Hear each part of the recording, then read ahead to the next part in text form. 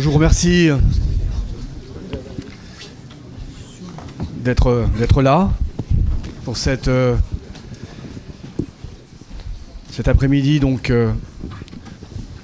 cette journée hommage à Daniel. On va commencer par une table ronde au cœur du sujet de prédilection, je dirais quand même, de Daniel, sur la dette souveraine, les politiques macroéconomiques. Et on a donc le plaisir d'accueillir Jean-Marc Vittori, qui va animer, éditorialiste aux Échos, qui va animer, je le remercie d'avoir accepté d'animer cette table ronde. Et cette table ronde va nous rappeler, c'est vrai, ici à PSE, c'est une table ronde qu'on a eue en juin, et je ne peux pas m'empêcher de penser, cher Olivier, cher François, à ce moment particulier où, avec Daniel, on avait pensé et organisé ce PSE, CEPR Policy Forum, et quel moment douloureux ça a été effectivement pour Daniel de ne pas pouvoir être là. Donc, on a donc ici le privilège d'avoir François Villeroy de Galhau, gouverneur de la Banque de France, et Olivier Blanchard, professeur à PSE. Je les remercie vraiment tous les deux d'être là. Et donc je donne la parole tout de suite à Jean-Marc pour animer ce débat. Merci. Merci Jean-Olivier, mesdames et messieurs. Bonjour, comme beaucoup d'entre vous, je suis ému d'être ici aujourd'hui. Quand Jean-Olivier m'a proposé d'animer ce petit échange sur la dette, ça m'a rappelé à quel point Daniel était dans mon paysage depuis très longtemps. Je suis journaliste et juste avant de devenir journaliste, j'ai vécu 2 ans en Côte d'Ivoire. Au début de ma carrière, j'étais donc très sensible à tout ce qui touchait aux pays en voie de développement, comme on disait à l'époque, et à leurs dettes qui les plombaient. On était dans les années 1980. C'est ainsi que j'avais repéré, je ne sais comment, c'était la préhistoire, c'était d'avant Internet, mais j'avais repéré un jeune économiste français qui publiait en anglais sur le sujet, avec déjà une petite notoriété, et qui s'appelait Daniel Cohen. J'ai ensuite beaucoup travaillé sur la conjoncture. Ce n'est pas faire injure, je crois, à la mémoire de Daniel de dire que c'était sans doute, ce n'était pas le domaine de l'économie qui le passionnait le plus. Et donc, je l'ai perdu de vue. Mais au fur et à mesure, j'ai élargi mon champ de travail sur la politique économique, sur l'international, sur les grandes mutations du monde, la mondialisation, la numérisation. Et là, évidemment, Daniel était incontournable. Je l'ai beaucoup lu, souvent croisé, parfois interviewé. On a tous son livre de Daniel préféré. Le mien, c'est le plus petit. C'était ses 3 leçons sur la société post-industrielle. Sa pensée raffinée pas au sens du pétrole, hein, qui a été raffiné, qui devient kérosène ou d'autres matières. Et sa pensée y était extraordinairement raffinée, condensée à l'extrême, avec une clarté extraordinaire. Et je dois avouer ici une petite jalousie à l'égard de Daniel. Parce que pour moi, les 2 premières qualités d'un journaliste sont la curiosité et la clarté à exposer simplement des choses compliquées. Et Daniel pouvait être limpide, d'une clarté impressionnante, sans jamais être aveuglante, comme dans ses 3 leçons, et sans avoir jamais, ni dans ses écrits, ni dans ses comportements à l'oral, la morgue parfois exprimée par certains gens de savoir ou de pouvoir à l'égard des pauvres journalistes. Et puis il avait une curiosité qui semblait absolument inextinguible. Je me souviens de l'avoir vu à maintes reprises à l'œuvre, notamment lors de la présentation des petits opuscules du CEPREMAP, sur les sujets les plus variés qui soient. Daniel les avait déjà bien sûr tous lus avant, mais au fil de la discussion, il rebondissait, il avait un point qu'il n'avait pas vu, il relançait la discussion de manière totalement infatigable. Et la diversité des compétences qui sont rassemblées aujourd'hui ici, hein, dans cet amphithéâtre, sont à l'image de cette ouverture d'esprit qui était absolument incroyable. Alors maintenant, on va revenir sur la question de la dette, à nouveau d'actualité aujourd'hui, face aux politiques économiques, avec 2 éminentes personnalités qui vont commencer elles aussi par dire quelques mots sur Daniel. Je vais commencer avec vous, Olivier Blanchard. Vous avez fait donc l'essentiel de votre carrière d'économiste au MIT. Vous avez été économiste en chef au FMI, mais vous avez aussi travaillé avec Daniel, notamment sur l'adaptation en français d'un manuel de référence, un macroéconomie en français, que vous aviez écrit avec Stanley Fischer. Et puis vous êtes donc désormais à PSE, si j'ai bien compris. Merci. Comme beaucoup d'entre vous le savent, je vais rejoindre, je ne suis pas encore professeur à PSE, mais je serai professeur à PSE. Il faut le rapprocher. très très proche. Est-ce que celui-là marche mieux? Oui, absolument. Très bien. Donc je ne suis pas encore formellement à PSE, mais je devais de fait joindre au PSE le 1er janvier de l'année prochaine. Et une des raisons pour lesquelles j'ai voulu rentrer, pas la seule, mais une raison importante, c'était que Daniel m'avait promis d'avoir le bureau à côté du sien. Je vais avoir ce bureau, malheureusement, il ne sera pas là. Et j'ai perdu quelque chose de gigantesque qui était nos conversations que j'avais quand je venais en France et que je me réjouissais d'avoir dans le futur. Elles étaient souvent intenses, on était rarement d'accord.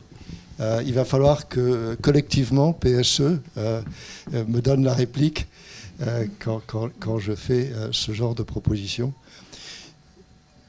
On a entendu beaucoup sur Daniel ce matin, sur toutes les dimensions de Daniel comme entrepreneur, comme intellectuel, etc. Je me suis posé la question de savoir quelle était sa de temps en temps, il y a un mot anglais qui arrive, legacy. Il y en a beaucoup, mais il y en a une qui me frappe. Et peut-être, pour moi, la plus importante à terme, c'est qu'il a découvert une pépite d'or. Il a découvert les étudiants de Normal Sup. Et ce n'est pas une blague, c'est-à-dire qu'il a réalisé que les étudiants de Normal Sup étaient très bons en maths, donc ce ne serait pas un problème de faire de l'économie quantitative, mais qu'ils étaient très créatifs. Pas tous, mais beaucoup d'entre eux, et qu'ils avaient décidé de faire ce genre de choses plus que de devenir inspecteur des finances. François, je suis désolé. Non, je tiens à préciser qu'il y a même des inspecteurs des finances qui sont passés par Normal Sup. Mais je ne reconnais pas moi. Voilà le danger de ne pas lire ces notes. Parce que je n'avais pas écrit ça, mais j'ai réalisé après que François avait cet itinéraire-là. Mais c'est vrai. Et j'en ai profité énormément étant de l'autre côté de l'Atlantique, parce que Daniel a créé une espèce de pipeline entre l'école normale supérieure et MIT, Harvard aussi, mais MIT dans mon cas, et il nous a envoyé toute une série d'étudiants qui sont révélés être extraordinaires et qui sont maintenant très connus dans la profession et qui ont fait une énorme différence. Ils ont fait une énorme différence à la science économique aux États-Unis, mais dans le monde de manière générale. Les French economists aux États-Unis sont reconnus comme étant vraiment à l'avant-garde dans toute une série de domaines, et c'est dû à Daniel. Alors, la question c'est, et la France? Mais la science économique, c'est un truc mondial. Alors c'est formidable que PSE essaie d'en récupérer quelques-uns, mais il me semble que fondamentalement, la contribution de Daniel à l'économie, à la science économique, est absolument gigantesque, et elle durera, parce que quand on fait ça par ses étudiants, ça dure. Ils ont également des étudiants, etc.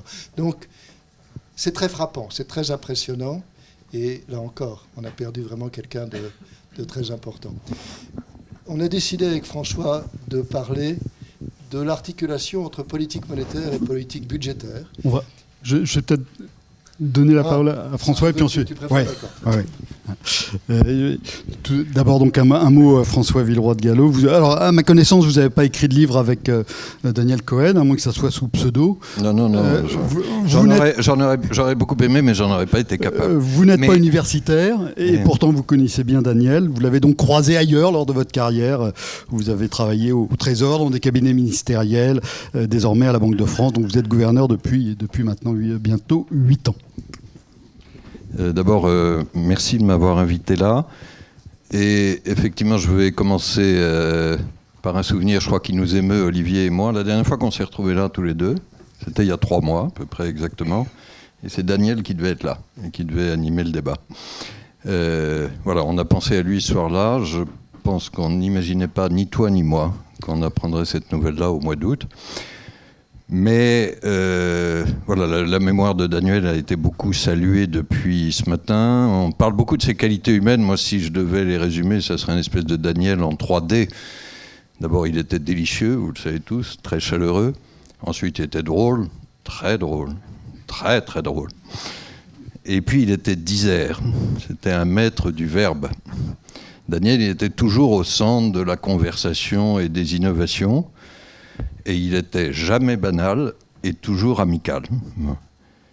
Ce qu'on a peut-être un peu moins souligné, c'est à quel point Daniel aimait marier les contraires. Voilà, Daniel, c'était mon ami, comme pour beaucoup d'entre vous. C'était une référence pour beaucoup d'économistes de la Banque de France qui sont là. Mais la façon dont il a uni d'abord la science économique, et il était un économiste dans toute la rigueur du terme, avec sa formation mathématique et l'accessibilité pédagogique, la façon dont il a uni les orthodoxes et les alternatifs, la façon surtout dont il a uni les chiffres et les lettres. Jean-Marc le disait, on peut avoir chacun notre livre préféré. Je pense que chacun, quand on a su, hélas, la mort de Daniel, on a choisi un de ses livres. Moi, je me suis replongé dans Homo economicus. Quelle merveille! Quelle merveille! Quelle merveille qui allie à peu près toutes les sciences humaines, les références littéraires, évidemment de l'économie. Voilà, il n'avait pas son pareil pour transcender les ponts, les fossés et être un pont. Je crois que cet homme-là était un carrefour, était une espèce de bibliothèque universelle.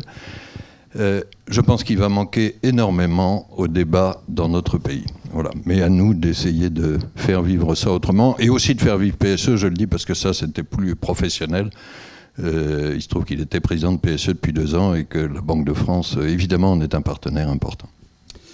Merci François. Alors sur la question de la dette publique, Daniel avait appelé à un renouveau de la réflexion, à une nouvelle articulation entre la politique budgétaire et la politique monétaire, à prendre aussi, ça a été rappelé ce matin, davantage en compte les flux aux côtés des stocks. Or nous avons maintenant une inflation qui revient, des politiques macroéconomiques qui peuvent paraître parfois désarticulées.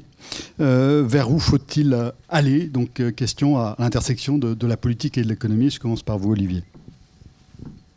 Donc comme vous avez dit, Daniel ne travaillait pas sur les problèmes de conjoncture, c'était pas son truc, mais quand j'étais au fond, et après, pendant la crise financière, j'avais fait une série de conférences et de travaux sur Rethinking Macroeconomics.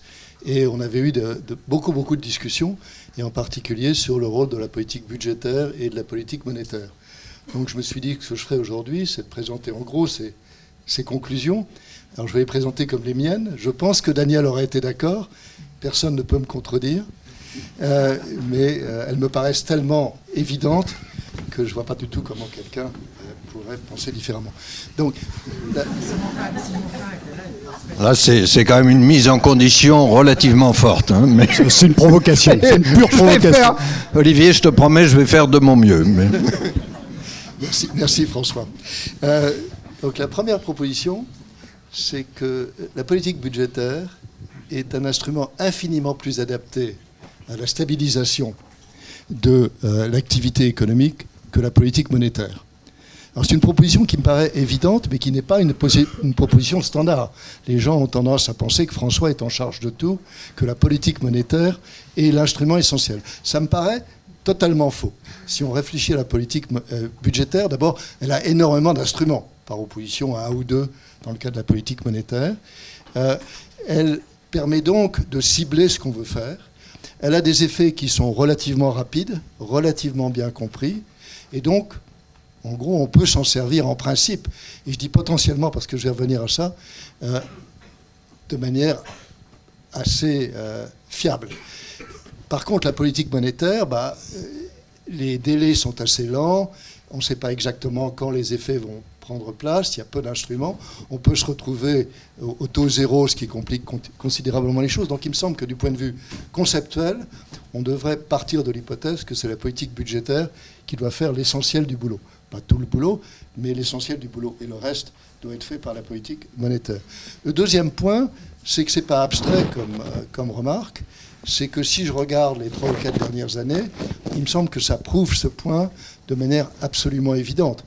Si on regarde comme mauvais exemple les effets de la politique budgétaire américaine, c'est-à-dire cette expansion budgétaire considérable et beaucoup trop considérable, on a vu que ça a des effets énormes sur l'économie et que c'est probablement en partie ou largement responsable de l'inflation. De l'autre côté, si on regarde la politique budgétaire en France et ce qu'on a fait pour soutenir la demande et un certain nombre de catégories, soit de ménages, soit d'entreprises, pendant le Covid, on a fait très bien et ça a été très utile. C'est quelque chose que la politique monétaire n'aurait pas pu faire. Par contre, si on regarde la politique monétaire, François sera le premier à l'admettre, les effets de la politique monétaire sont très difficiles à prévoir. Ça peut prendre plus de temps, moins de temps, ça a des effets de distorsion, ça marche beaucoup moins bien. Donc le deuxième point, c'est que le premier point était correct. Le troisième point, c'est un caveat que j'ai mis sur le premier point, qui est potentiellement. Et ce qui me frappe, c'est à quel point, en effet, on n'utilise pas la politique budgétaire correctement. Ce qu'on veut, c'est une politique budgétaire qui réagit vite, et donc on veut des stabilisateurs automatiques. Et là, on est au Moyen-Âge. Ce qu'on a comme stabilisateur automatique n'a pas du tout été conçu comme stabilisateur automatique, mais au contraire, pour d'autres raisons, la progressivité de l'impôt sur le revenu, par exemple. On peut faire infiniment mieux.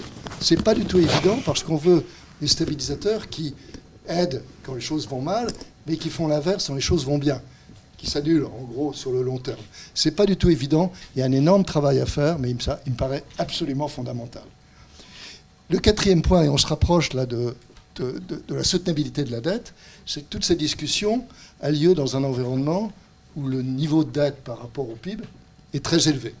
Et les gens sont, à juste titre, inquiets de ce que ça implique et pensent qu'il y a moins de marge budgétaire qu'il y en avait autrefois. Qu'il y ait moins de marge, c'est sûr, mais la question, c'est qu'est-ce qui reste comme marge. Et là, le grand débat aujourd'hui, et là encore François est confronté à ça aussi, c'est de savoir ce qui va se passer sur les taux d'intérêt réels à moyen terme. Donc il y a cette expression pour les gens qui font de l'économie dans la salle, qui est R-G, qui est une variable absolument fondamentale, le taux d'intérêt moins le taux de croissance. Il y a une énorme incertitude sur les deux. Il y a quelques années, j'ai écrit un bouquin en disant les taux vont être très bas, ils vont rester très bas. On a vu que ça peut au moins être interrompu momentanément. La grande question, c'est de savoir si ça va être interrompu pour toujours, c'est-à-dire qu'on va passer à des taux d'intérêt plus élevés, même quand on a éliminé le problème d'inflation, ou est-ce qu'on va retourner à des taux très bas. La conclusion de ça, alors on pourrait avoir débat là-dessus, j'ai mon opinion, mais le point sur lequel je veux insister, c'est que quand on pense à des règles budgétaires, on ne peut pas avoir des chiffres tout simples. Parce qu'on est dans un environnement où il faut être très flexible. Peut-être que R-G sera très favorable, peut-être qu'il sera très défavorable. Il faut donc en tenir compte, il faut donc des règles qui soient très souples. Je pense qu'il y a de la place, mais il faut faire très attention.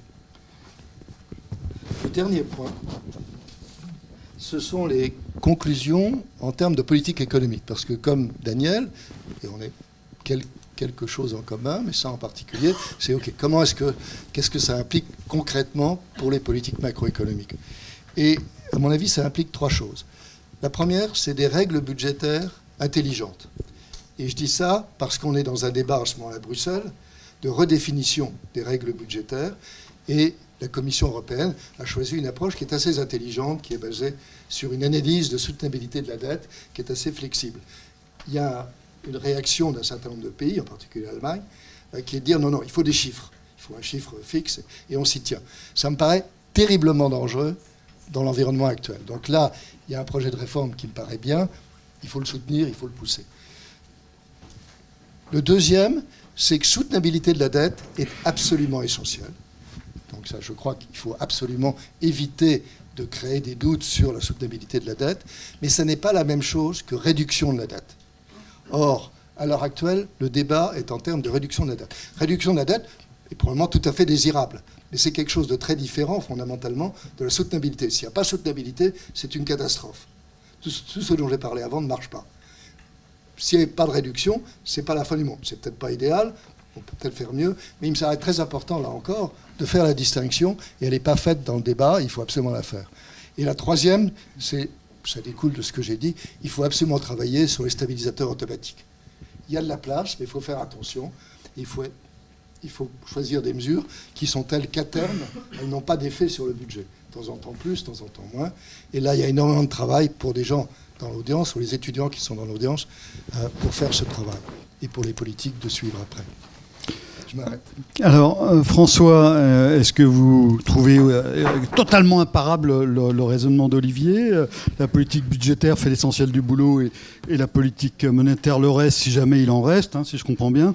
Ou bien est-ce que vous êtes plutôt de... Il y avait un article qui avait un peu frappé les esprits, hein, en 2010, quand vous lanciez le projet Rethinking, qui était d'Eric Klipper, un économiste qui était plutôt dans la sphère banque centrale, et qui était titré « Sciences monétaires, alchimie budgétaire ».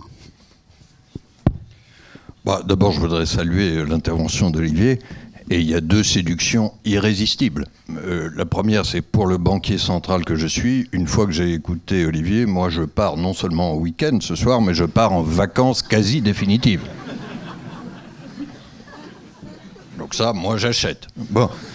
Et la seconde chose, c'est que j'ai trouvé dans le côté stimulant, voire légèrement provoquant, totalement l'esprit de Daniel. Donc là, je suis paralysé. Bon. Il y avait toujours un mais avec Daniel, hein, ça a été dit. Oui, alors je vais être dans le mais. Mais le mais, j'espère subtil, et puis c'est un débat comme il les aimait. Moi, je crois que je suis assez d'accord avec chacune des propositions d'Olivier prises séparément. Et par ailleurs, je crois qu'on est tous d'accord pour dire que la politique budgétaire est un instrument plus large, plus puissant que la politique monétaire. La politique budgétaire, elle peut viser chacune des trois fonctions de Musgrave, non seulement la stabilisation, mais l'allocation et la croissance de long terme, et puis la distribution. La politique monétaire n'a pas du tout cette prétention. Elle joue un rôle dans la stabilisation, j'y reviendrai. Là où évidemment j'ai quelques interrogations, et c'est pas seulement pour le plaisir du débat, c'est sur la conclusion en disant que du coup la politique budgétaire est potentiellement, tu as introduit cet adverbe sur lequel on va passer un peu de temps, potentiellement l'instrument le plus adapté aussi pour la stabilisation. Et je crois quand même qu'il y a une certaine complémentarité, je terminerai par là.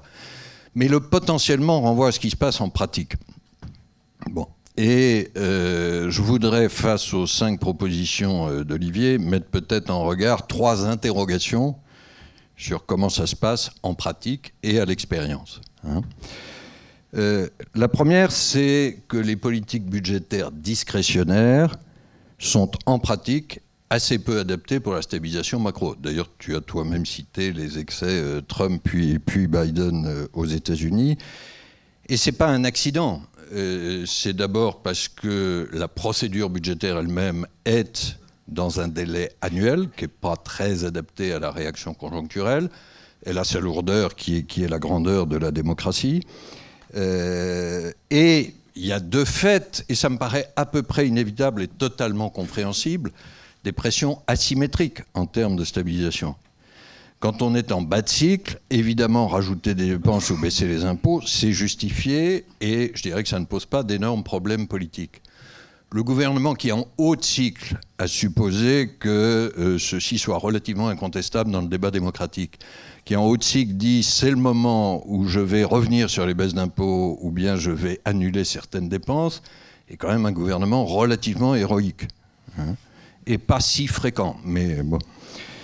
D'ailleurs, il me semble que quand tu parles, c'est ta 3e proposition, des stabilisateurs automatiques ou semi-automatiques, c'est de fait, et là je suis largement d'accord, hein, que c'est souhaitable, mais ça montre les limites ou les défaillances. Et défaillance n'est pas une critique pour les politiques. Ils ont voilà, leur job très, très difficile, mais ça montre les limites des politiques budgétaires discrétionnaires. Alors, le recours au stabilisateur automatique ou semi-automatique, il est très souhaitable, mais là aussi, il est quand même extrêmement difficile à vendre, et soyons clairs, à imposer à l'autorité démocratique qu'est l'autorité budgétaire. Allez dire aujourd'hui au Parlement français et à quelques autres que c'est les stabilisateurs automatiques qui doivent s'appliquer et qu'ils n'ont pas grand-chose à dire sur le PLF 2024, c'est quand même un exercice un peu théorique. Voilà. 49.3 ou pas 49.3. Deuxième interrogation. Olivier a mentionné, et il a tout à fait raison, l'importance du débat actuellement sur les règles budgétaires européennes. Je crois que les propositions de la Commission vont dans le bon sens. Ceci dit, je relève quand même la difficulté du débat parce qu'on se dit sur le pacte de stabilité, je peux vous dire, moi quand j'étais jeune fonctionnaire, conseiller de Pierre Bérégovoy, on a commencé les discussions là-dessus dans les années 90. Ça a toujours été compliqué. depuis le début. Et pourquoi ça a été compliqué? Parce qu'il y a une espèce de triangle d'incompatibilité. On veut des règles qui soient à la fois simples, c'est-à-dire à peu près compréhensibles dans le débat politique, voire l'opinion publique, qui soient intelligentes, c'est-à-dire flexibles, comme tu l'as dit, et en même temps qui soient efficaces, c'est-à-dire qui mordent un peu, quoi. Le fait d'avoir les trois ensemble, c'est horriblement compliqué. Alors, c'est le célèbre débat rules versus discretion, hein, mais voilà, je ne peux pas jeter totalement à la poubelle la nécessité de règles, voire de chiffres, même s'il faut prévoir l'intelligence. En tout cas, on n'a pas encore trouvé la solution dans ce triangle d'incompatibilité. Bon, j'ajoute peut-être une troisième interrogation que Olivier n'a pas citée, mais qui est, je crois, un des challenges de la politique budgétaire et qui tient même à sa puissance. C'est-à-dire le fait qu'elle peut faire à la fois de la stabilisation et de l'allocation. C'est qu'il y a un dilemme assez souvent entre court terme et long terme. Les politiques qui soutiennent la demande à court terme ne sont pas forcément les politiques les plus favorables sur la croissance potentielle. Quand je dis pas forcément, c'est même assez souvent contradictoire. Et dans le choix des dépenses d'avenir, etc. Et là aussi, je ne peux pas jeter la pierre aux politiques. Toujours et partout, ils auront une certaine tendance à donner la priorité au court terme parce qu'ils ont un coefficient d'actualisation élevé. La politique monétaire, elle, je le dis, elle est plus modeste dans son ambition parce qu'elle vise la stabilisation à court terme et donc elle ne fait pas face à ce dilemme. Alors une fois que j'ai dit tout ça, quelles conclusions de politique économique on peut essayer de tirer de ces 5 propositions et de mes 3 interrogations? Je crois quand même qu'il faut un partage des rôles et une complémentarité assez traditionnelle entre politique budgétaire et politique monétaire. Je crois qu'hormis le jeu souhaitable, là je rejoins tout à fait Olivier, je souligne juste la difficulté, hormis le jeu souhaitable des stabilisateurs automatiques et semi-automatiques sur la conjoncture, je crois que la politique budgétaire doit privilégier ses fonctions d'allocation et de distribution à moyen et long terme.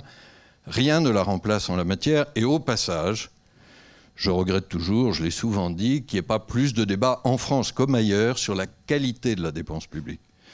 Et là, je lance un vibrant appel aux économistes présents dans la salle. C'est aussi un sujet sur lequel il y a beaucoup la macroéconomie des finances publiques, mais assez peu la microéconomie sur c'est quoi la qualité, l'efficacité et les choix de priorité à faire. Sur la stabilisation aujourd'hui, je crois qu'il faut que la politique budgétaire ne joue pas en sens contraire de la lutte contre l'inflation qu'on essaye de mener. Et ça m'amène à terminer sur la politique monétaire. Je crois qu'elle a, elle, son objectif plus modeste de stabilité des prix en toute indépendance. Comme Daniel, c'était aussi le sourire. Vous me permettrez de terminer sur une note positive. Le hasard du calendrier de PSE fait que cette journée a été organisée le jour où nous avons des chiffres d'inflation sur la zone euro qui montrent que la politique monétaire est efficace. Si jamais, cher Jean-Marc, il y a un journaliste ici, je lui rappelle simplement que... Alors, sur les délais d'action, Olivier a dit on ne sait pas, c'est quand même entre 1 et 2 ans, quoi, hein. Bon, après, on pourrait discuter plus longuement des délais de transmission de la politique monétaire, mais je ne prétends pas les connaître avec une précision totale. Dire que pour autant on ne les maîtrise pas et qu'on ne sait pas, je crois que ça serait un peu exagéré. Donc, je rappelle juste que dans les chiffres publiés ce matin, l'inflation entre août et septembre est tombée de 5,2 à 4,3%. Ça, c'est l'inflation totale, y compris énergie et alimentation. Et pour l'inflation hors énergie et alimentation, hors les chocs d'offres temporaires, etc. Donc, pour ce qui concerne vraiment la politique monétaire, on est tombé de 5,3 à 4,5. Ça, je crois que c'est une vraie bonne nouvelle. Mais, du coup, je ne vais pas partir en vacances. Merci. Bon.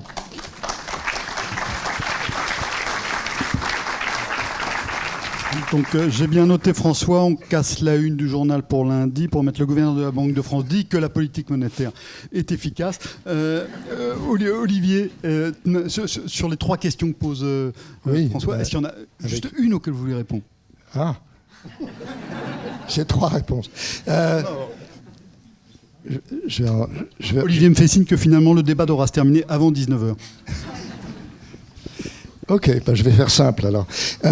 Non, sur la complémentarité, bien sûr, François, tu as raison, les 2 types de politiques n'ont pas les mêmes effets. Et en général, la politique optimale est une combinaison. On sait que les effets sur le taux d'échange sont différents selon que tu utilises la politique budgétaire ou la politique monétaire. Donc, bien sûr, j'ai exagéré et malheureusement, tu ne peux pas partir en vacances. Sur les stabilisateurs automatiques, il y a deux questions. La question technologique, est-ce qu'on peut imaginer des stabilisateurs qui marcheraient mieux? Je pense que la réponse est oui. Est-ce que les politiques n'en veulent pas? Je suis beaucoup moins sûr que toi que ça ne les attire pas. Parce que c'est un moyen de dire, c'est pas moi, c'est la règle. Et de fait, on voit ça à peu près partout dans le monde. Aux États-Unis, par exemple, quand le taux de chômage dépasse un certain niveau, les allocations chômage augmentent automatiquement et elles diminuent quand on repasse dessous. Donc, il me semble qu'on peut faire en sorte que les politiques soient en fait assez ravis d'être débarrassés de ce problème. Alors, il faut en effet que ces effets soient neutres à moyen terme, parce que sinon, il va y avoir du lobbying contre un stabilisateur particulier. Mais il me semble qu'il y a plus de marge, à la fois technologiquement et politiquement, que tu ne l'as dit. Alors, vous avez bien compris que le débat... Non, excusez-moi, François. Vous avez bien compris... Non, j'allais faire une proposition positive. C'est que si Olivier et moi pouvions aller devant la commission des finances de l'Assemblée nationale, là, à l'automne, et faire l'éloge ensemble des stabilisateurs automatiques, et on détaille un peu, puis on verra ce qui se passe. Mais si on y a réussi ensemble, c'est formidable. J'ai un canal pour transmettre la proposition. On a eu des arguments politiques, des arguments économiques, on a eu de la contradiction, on a eu de l'humour, on a eu du fond derrière. Je pense que pour une journée pareille, on peut remercier nos deux intervenants.